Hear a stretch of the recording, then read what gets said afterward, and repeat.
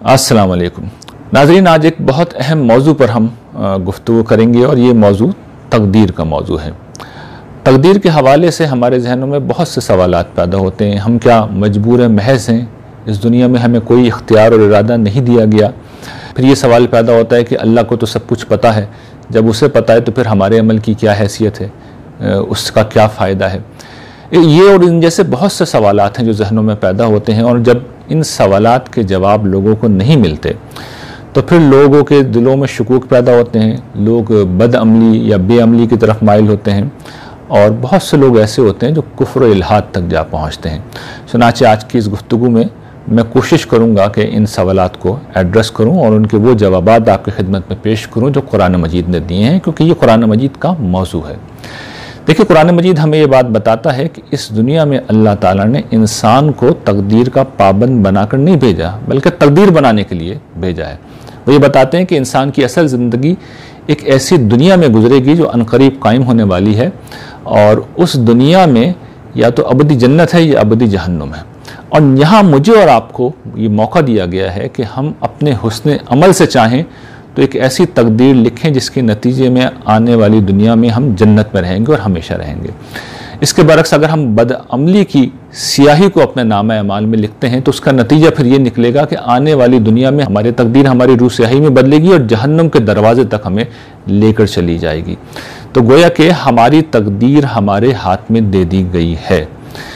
ये बात बिल्कुल वाज़ेह है, कुरान मजीद ने इसको बिल्कुल खोल कर बयान किया है। इस इख्तियार का जिक्र किया गया है। सूरह कहफ में मिसाल के तौर पर अल्लाह ताला इरशाद फरमाते हैं, मन शाह फलयुमिन व मन शाह फलयकफुर, कि जो शख्स चाहे वो ईमान की राह इख्तियार कर ले और जो शख्स चाहे वो कुफर करे। सूरह दहर में अल्लाह ताला इरशाद फरमाते हैं, इन्ना हदैनाहु सबीला इम्मा शाकिर व इम्मा कफूरा, हमने इंसान को सीधी राह की हिदायत दे दी है। अब चाहे तो वो शुक्रगुजार बने, चाहे तो नाशुक्रा बने। तो ये इंसान का इख्तियार है, उसकी अथॉरिटी है जो इंसान को मुकम्मल तौर पर दी गई है। लेकिन कुरान और हदीस के बाज़ बयानात की बुनियाद पर एक उलझन है जो जहनों में पैदा हो जाती है। सवाल है जो पैदा हो जाता है, और वो ये कि अल्लाह ताला को तो ये पता है कि हमारे साथ क्या होगा, और उन्होंने तकदीर में लिख दिया है कि कोई भी इंसान जन्नत में जाएगा या जहन्नुम में जाएगा। यानी हमारी शकावत का, हमारी सादत का, हमारी खुशबख्ती का, हमारी बदबख्ती का, हमारी जन्नत का, हमारी जहन्नुम का, हमारे अंजाम का, चाहे अच्छा हो चाहे बुरा हो, फैसला आज हो चुका है और अल्लाह ताला ने तकदीर में लिख दिया है। जब लिख दिया है तो उसके बाद हमारे अमल की हैसियत क्या है? तो लोग फिर ये एतराज़ करते हैं कि गोया कि एक नौइयत का ये सिर्फ ये लफ्ज़ मैं इस्तेमाल करूँ, लेकिन लोग ये कहते हैं कि फ्रॉड हो रहा है। इस तरह की कोई बात नहीं अल्लाह ताला करते। ये बाज़ बयानात हैं कुरान मजीद के और अहादीस हैं जिनको लोगों ने ठीक नहीं समझा, जिसके नतीजे में ये इंटरप्रिटेशन वजूद में आई है, जिससे गलत फहमी हो रही है। अगर आप सही बात को समझ लेंगे तो देखिए फिर कोई शक आपके जहनों में नहीं रहेगा। देखिए, कुरान और हदीस में जो बात भी बयान हुई है वो अल्लाह ताला के इल्म के हवाले से बयान हुई है। अल्लाह ताला देखिए ज़मा व मकान से बुलंद है। जिस तरह वो इस कमरे में मेरे साथ मौजूद हैं, इसी तरह वो आपके घरों में आपके साथ मौजूद हैं, सब देख रहे हैं। यानी उनका इल्म हमारा और आपका अहाता किया हुआ है। मौजूद होने से मुराद ये है कि उनका इल्म अहाता किया हुआ है। वो हर जगह होते हैं, सब देख रहे होते हैं, उन्हें हर चीज़ की खबर होती है। तो वो मकां से बुलंद है, इसी तरह वो ज़मा से भी बुलंद है, यानी टाइम स्पेस दोनों से बुलंद है। वो माजी को भी देख रहे हैं, वो हाल को भी देख रहे हैं, वो मुस्तकबिल को देख रहे हैं। तो जब वो किसी इंसान को पैदा कर देते हैं तो उसी लम्हे उसका अंजाम उसे मालूम हो जाता है। अल्लाह ताला को उस इंसान का अंजाम मालूम हो जाता है। उन्हें इस लम्हे मालूम है कि इस शख्स का जो गुफ्तगू कर रहा है इसका अंजाम क्या होने जा रहा है, और जो इस गुफ्तगू को सुन रहा है उसका अंजाम क्या होगा उन्हें इस वक्त भी मालूम है। इस वक्त भी मालूम है कि मैं और आप जन्नत में जाएंगे या जहन्नुम में जाएंगे। लेकिन ये क्या है? ये मेरी और आपकी तकदीर नहीं है, ये उनका इल्म है। ये उनका इल्म है। अब ज़ाहिर है कि उन्हें जन्नत बनानी है तो उन्हें इल्म होना तो ज़रूरी है ना, जब भी तो वो जन्नत का एहतमाम करेंगे। तो उन्हें पहले से इल्म हो जाता है, इसलिए कि वो खुदा हैं, वो कादिर मुतलक हैं, वो ज़मा मकान से बुलंद हैं। तो अब उनके इल्म को आपको समझना है। यानी मामला क्या है?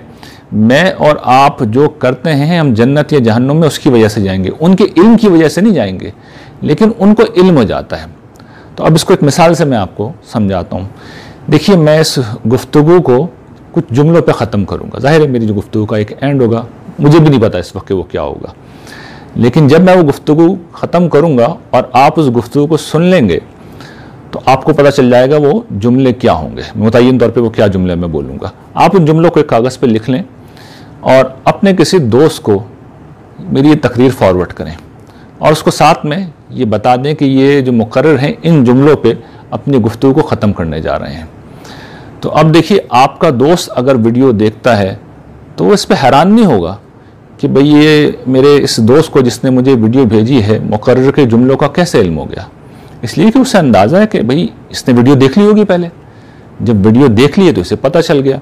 अच्छा, ये जो आपने ये बात कही है कि मुझे पता है कि मुकर्रर जो बोलेगा वो मैंने इस पर लिख दिया है, तो क्या आपके लिखे हुए की वजह से मैं वो बोल रहा हूँ?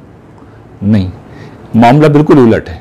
मैंने बोला है, आपने लिखा है, तो आपका इल्म जो वजूद में आया है मेरे अमल से वजूद में आया है। आपके इल्म की वजह से मैं कुछ नहीं बोलूँगा, यानी मैं अपनी मर्जी से बोलूँगा, अपने इख्तियार से बोलूँगा, अपने इरादे से बोलूँगा। आप उसे जान लेंगे, जब जान लेंगे तो आप उसे लिख लेंगे। वो मेरी तकदीर नहीं बन गई, वो आपका इल्म है। मेरी तकदीर मैंने जो बोला है वो बनी है। ठीक यही मामला अल्लाह ताला का है। अल्लाह ताला देखिए जान लेते हैं।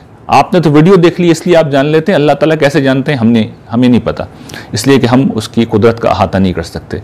बहरहाल वो जान लेता है, जब वो जान लेता है तो वो लिख भी देता है, वो फरिश्तों के हवाले भी कर देता है, इसलिए कि जन्नत जहन्नुम का इंतज़ाम फरिश्तों को करना है। लेकिन उसके लिखने की वजह से कुछ नहीं हो रहा। असल में मैंने अमल किया है, आपने अमल किया है, ये अमल अल्लाह ताला को पता चल जाता है तो वो लिख देते हैं। तो मामला बिल्कुल ऐसा है। इसको एक और मिसाल से समझें। किसी ड्रामे को आप देखते हैं और उस ड्रामे में आप ये मंजर देखते हैं कि ड्रामे के एंड के अंदर हीरो मर जाता है। अच्छा, अगले दिन ड्रामा दोबारा रीटेलीकास्ट होता है, आपके साथ आपके घर वाले बैठे हुए ड्रामा देख रहे हैं और आप उन्हें बता देते हैं कि देखो ये हीरो मरने वाला है। तो आपके घर वालों को तो नहीं पता, आपको पता है, आपने उन्हें बता दिए, लेकिन क्या आपके बताने से वो हीरो मर रहा है? नहीं, आपको पहले पता चल गई थी बात, आपने रात को ड्रामा देख लिया था। तो आपको चूंकि इल्म हासिल हो गया था इसलिए आपने दूसरों को तो बता दिया, लेकिन आपके कहने से कुछ नहीं हो रहा। यानी अल्लाह ताला का मामला तो ज़ाहिर है कि किस तरह होता है बिल्कुल जुदा है, हम नहीं जानते। लेकिन इस मिसाल से आप ये समझ सकते हैं जो बात मैं समझाना चाह रहा हूँ कि किसी के इल्म होने का मतलब ये नहीं होता कि मेरा अमल उसके इल्म की वजह से वजूद में आएगा, बल्कि मेरे अमल की वजह से उसका इल्म वजूद में आया है। तो अल्लाह ताला को बेशक ये मालूम है, आज भी मालूम है मेरे और आपके मुताल्लिक़ कि हमारे साथ क्या होने जा रहे हैं, हम जन्नत में जाएंगे, जहन्नुम में जाएंगे। लेकिन ये अल्लाह ताला के इल्म की वजह से नहीं हो रहा, इसकी जिम्मेदारी कुल की कुल मुझ पे और आप पे आयद होती है। और यही उसूल है जिसके मुताबिक आप देखिए कि दुनिया में अदालतों का सारा कानून चलता है। एक मुजरिम जब कत्ल कर देता है तो हम जिम्मेदार किसको समझते हैं? मुजरिम को समझते हैं। कभी किसी ने ये आर्गूमेंट किया वकील ने अदालत के अंदर कि भाई इसकी तो तकदीर में यही लिखा हुआ था, खुदा ने इसकी तकदीर में लिख दिया था कि किसी को कत्ल करे। तो ऐसा हरगिज़ नहीं है, जिम्मेदार वही आदमी है जो अमल कर रहा है। क्यों? इसलिए कि उसको इख्तियार दिया गया है और उसको इरादा दिया